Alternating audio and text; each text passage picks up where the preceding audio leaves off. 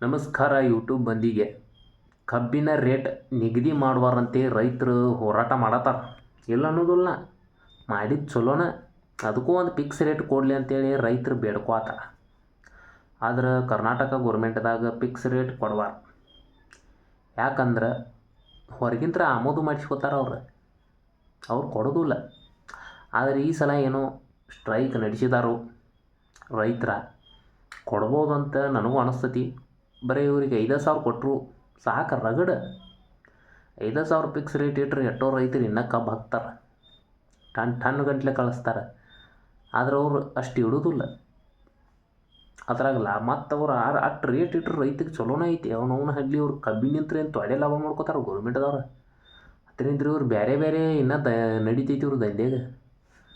ಸೆರೆ ರೆಡಿ ಆಕೈತಿ, ದಾರು ರೆಡಿ ಮಾಡ್ತಾರೆ ಅವ್ರು. ಮತ್ತದ್ರಲ್ಲಿ ಕಬ್ಬಿಲೆ ಅದು ತೊಡೆ ಮಂದಿ ರೈತರಿಗೆ ಹೇಳೋದಿಲ್ಲ. ಅವ್ರು ಸಕ್ರೆ ಅಟ್ಟ ರೆಡಿ ಮಾಡ್ತವು, ಬೆಲ್ಲ ಅಟ್ಟ ರೆಡಿ ಮಾಡ್ತವು ಅಂತ ಅವ್ರು ಹೇಳ್ತಾರೆ. ಅದ್ರ ದಾರು ರೆಡಿ ಮಾಡೋದು ಯಾರಿಗೂ ಹೇಳೋದಿಲ್ಲ ಅವ್ರು. ಅದ್ರದ್ದು ತ್ಯಾಜ್ಯ ಬರ್ತೈತಲ್ಲ, ಅದನ್ನು ನೀರು ತೆಗೆದ್ಮ್ಯಾಗ ಆ ತ್ಯಾಜ್ಯದಿಂತ್ರ ದಾರು ರೆಡಿ ಮಾಡ್ತಾರೆ. ಅದು ತೊಡೆ ಕಡೆ ಐತಿ, ಅವ್ರು ತೊಡೆ ಕಡೆ ಹೇಳೋದಿಲ್ಲ. ರೈತರ ಮಾಲೇ ಸಕ್ರೆ ಮತ್ತು ಬೆಲ್ಲ ಅಟ್ಟ ರೆಡಿ ಮಾಡ್ತವೆ ಅಂತ ಹೇಳ್ತಾರೆ. ಆದ್ರೆ ಹೇಳೋದಿಲ್ಲ ಅವ್ರು ರಗಡ್ ಲಾಭ ಮಾಡ್ಕೋತಾರೆ. ಆದರೆ ಅವ್ರು ಹೇಳೋದಿಲ್ಲ ಕಂಪ್ನಿಯವ್ರು. ರೈತಗೆ ಹೆಂಗೈತೆ ಅಂದ್ರೆ ಮತ್ತು ರೈತ ಇನ್ನು 10,000 ಅಂತ ಹೇಳ್ತಾನು. ಅವನವನ ಹಳ್ಳಿ ಅಟ್ಟೆಲ್ಲ ಬರೀ 5,000 ಇವ್ರು ಕೊಡಲಿ ಟನ್ನಿಗೆ.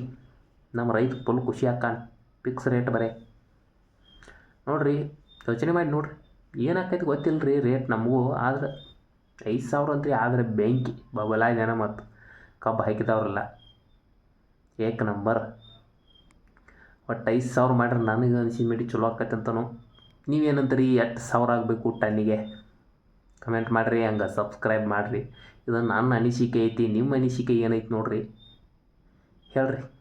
ಒಟ್ಟು ಸಬ್ಸ್ಕ್ರೈಬ್ ಮಾಡಿರಿ ಒಟ್ಟು.